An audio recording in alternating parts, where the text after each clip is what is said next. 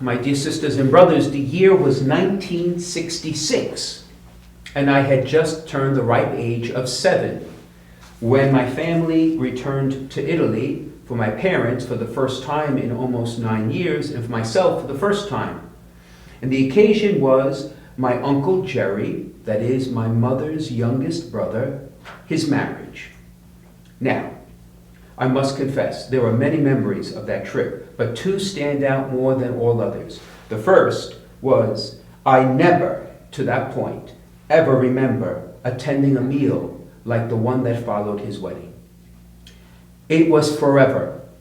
And the first time in my life, we had not 1, not 2, but 3 pasta courses just to start. It was heavenly, I must confess. But secondly,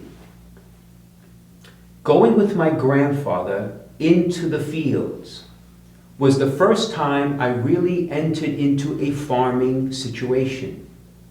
And I recall seeing an ox owned by a farmer adjacent to the little plot of land that my grandfather owned. And he was wearing a yoke made of wood.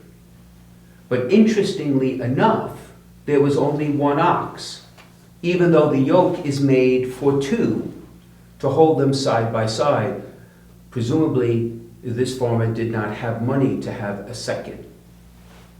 And so what struck me was that the farmer, on the occasion we were out in the field, was walking side by side with the ox, as the ox was tilling the land before he began to plant. It struck me as odd. Why would someone walk near an animal? Until I grew older, I began to realize the great, profound symbol and meaning that nameless farmer taught me about this very passage of Scripture. For my friends, Jesus tells us that his yoke is easy, as was true then and even true in Italy 50 years ago. The yoke is designed to hold 2 side by side.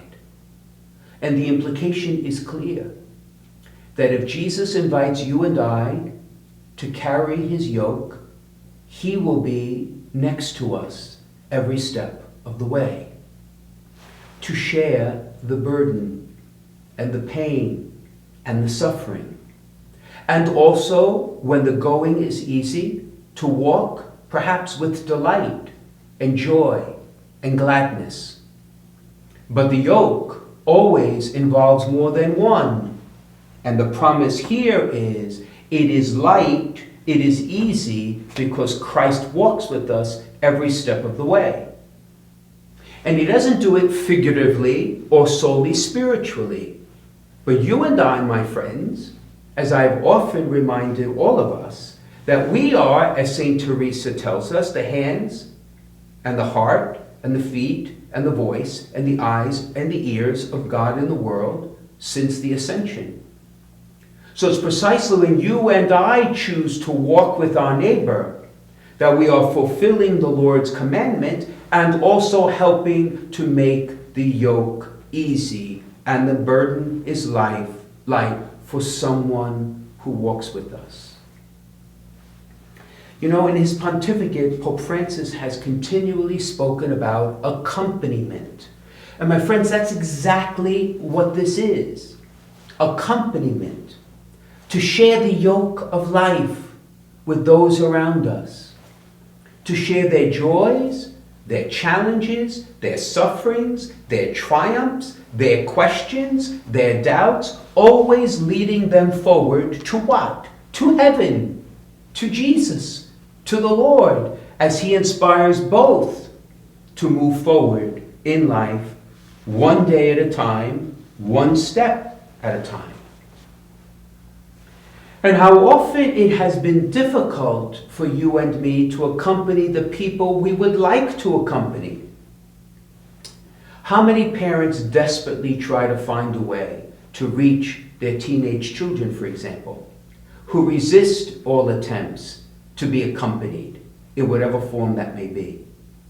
Or how many of us, you and I, may have friends who have chosen to do or act or live in lifestyles that we know will do them harm. And we have desperately tried in many ways to share their yoke and have received rebuff or just deadening silence. It is not always easy to accompany someone, particularly if the other person does not see the need. But my message for you and I, my friends, is we cannot give up. We must continue to persevere, to accompany those with whom we share our life, those whom we love, those entrusted to our care. For perhaps with God's grace, in a moment unknown to us, we may be surprised that they will ask us to stand with them and share the yoke and accompany them in the ups and downs of life to heaven. But there is another challenge I'd like to offer you, as I offer it to myself. What about the people in our life we do not necessarily want to accompany? What about the people who annoy us to no end? Or the people who have offended us or betrayed us and we have written them off? My friends, we are called to share the yoke for everyone in our life. And so I ask you, can you now, right now, picture one person you have written off in your life?